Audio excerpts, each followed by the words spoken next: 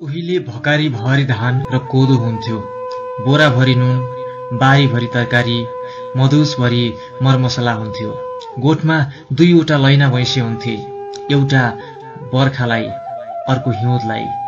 दूध 12 मास उपलब्ध हुन्थ्यो। चिया खान सिकेका थिएनन्, दूध पिउँथे। चिनीको टन्टो थिएन, चियापत्तीको टन्टो थिएन। अधिकांश शाकाहारी थिए। मासु खानेले वनमा चरेर हुर्केको टेसिलो खसी खान्थे। सुई घोची घोची 4 किलो फुलाएको ब्रोइलर खाने चलन थिएन। साग सुकाएर गुन्द्रुक, मुला सुकाएर सिन्की बनाउँथे। कर्कलो काटेर चुल्ठी बनाएर राख्थे। अनिकाल र दुर्भिक्षमा काम लाग्ने यस्ता ड्राई फुडहरू घर घरमा हुन्थे, ताकि आपतकालमा प्रयोग गर्न पाइयोस्। बिहानै उठ्थे, नुहाउँथे, तुलसीको मठमा गएर माला जप्थे, जल चढाउँथे। शारीरिक शुद्धताको ख्याल थियो।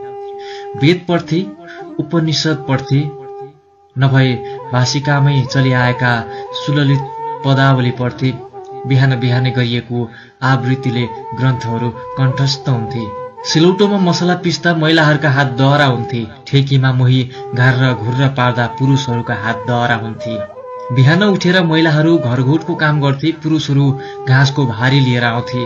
घर र गोठको कामले शरीरलाई कसरत पुग्थ्यो। कसैलाई मर्निङ वाक गर्ने आवश्यकता थिएन। रिफाइन गरेको तेल आएकै थिएन। ग्यास्ट्रिक पनि कसैलाई हुँदैनथ्यो।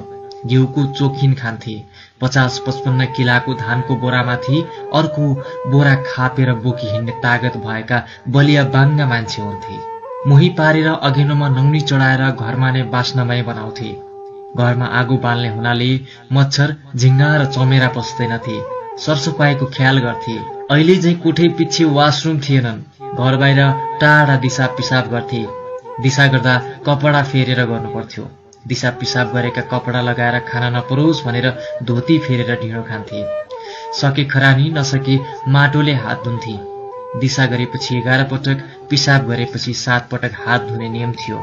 खरानी पानीले हात धुन्थे। दिशा पिसाब गरेपछि यौनाङ्ग राम्रोसँग धुने चलन थियो। पानी नभएका ठाउँमा पखाल्न पाइँदैन भनेर दिशा पिसाब नै गर्दैनथे। खानु अघि बलि वैष्णदेव हुन्थ्यो। पहिलो घाँस कागलाई, दोस्रो घाँस गाईलाई, तेस्रो घाँस कुकुरलाई। घर बाहिर राखिदिएका खानामा चराचुरुङ्गी, किरा फट्याङ्ग्रा रमाउँथे। घरभित्र किरा फट्याङ्ग्राको आगमन कम हुन्थ्यो। अग्नामा खाना चढाउँथे। खानामा कुनै रसायन वा विकृत पदार्थ भए धुवाँ गराउँथ्यो। आगो रङ बदलेर बल्थ्यो अनि खाना खान्थे। खाना खाएपछि मोही पिउँथे, मोहीले पचाउँथ्यो। बिहान उठ्ने बित्तिकै तामाको अङ्खराको पानी पिउँथे। यसले दिशा खुलाउँथ्यो। सुत्नु अघि मनतातो दूध पिउँथे। यसले निन्द्रा लाग्थ्यो। टाइट जिन्स लगाउने चलन थिएन। शरीरलाई आराम दिने खालको कपडा लगाउँथे। पिता पुर्खाका नाममा चौतारी चिन्ने पोखरी बनाउने चलन थियो। चौतारीको बरपिपल नमासुन्, नकाटुन् भनेर विष्णु भगवानको अंश मानेर पूजा गर्थे। रुखले चिसो हावा दिन्थ्यो। पोखरी बनाएर मौलो गाड्थे। मौलोले धार्मिक भाव उत्पन्न गर्थ्यो। डाँडामा लगेर पोखरी बनाएकोले अझै पनि पोखरीका नाममा गाउँहरू यत्रतत्र भेटिन्छन्। पाप लाग्ने डरले पोखरीहरू फोहोर गर्दैनथे। वर्षातको पानी पोखरीमा रिजर्भ हुन्थ्यो। फलस्वरूप कुवा, मूल जस्ता पानीका स्रोत 12 महिना रसाइरहन्थे। प्रकृति प्रेम अनौठो थियो। प्रकृतिको सम्मान सबैले गरून् भनेर प्रकृतिलाई ईश्वरका अवतारसँग जोड्थे। विष्णुको पहिलो अवतार मत्स्य भनेर माछा लगायत पानीमा बस्ने जलचर प्राणीमाथि प्रेम गरे। दोस्रो अवतार कुर्म भनेर कछुवा लगायत पानी र जमिन दुवैतिर बस्ने उभयचर प्राणीमाथि सम्मान गरे।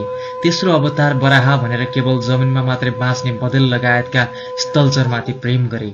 नरसिंह भनेर 2 प्रजातिको मिलनबाट पैदा भएका क्रस या खच्चर प्रजातिका प्राणीमाथि सम्मान गरे। हरेक प्राणीलाई कुनै न कुनै देवताको वाहन बनाएर संरक्षणको अधिकार दिए। यो अवतार सिद्धान्तको बिल्कुलै मिल्दोजुल्दो स्वरूपमा पछि चार्ल्स डार्विनले क्रमिक विकासको सिद्धान्तको व्याख्या गरे। गोठ सारेर गाईबस्तु पाल्ने हुनाले जमिन मलिलो थियो। विकासे मल हालेर रासायनिक खेती गर्ने चलन थिएन। अन्नपात बिल्कुलै अर्ग्यानिक उब्जिन्थ्यो। घर घरमा जडीबुटीका जानकार थिए। बिरामी परेमा प्राकृतिक शैलीको उपचार हुन्थ्यो। वर्षौंपछि यदाकदा हुने महामारीले ज्यान गएको बाहेक अरू कसैको सामूहिक मरण सुनिँदैनथ्यो। खानपान, सरसफाई,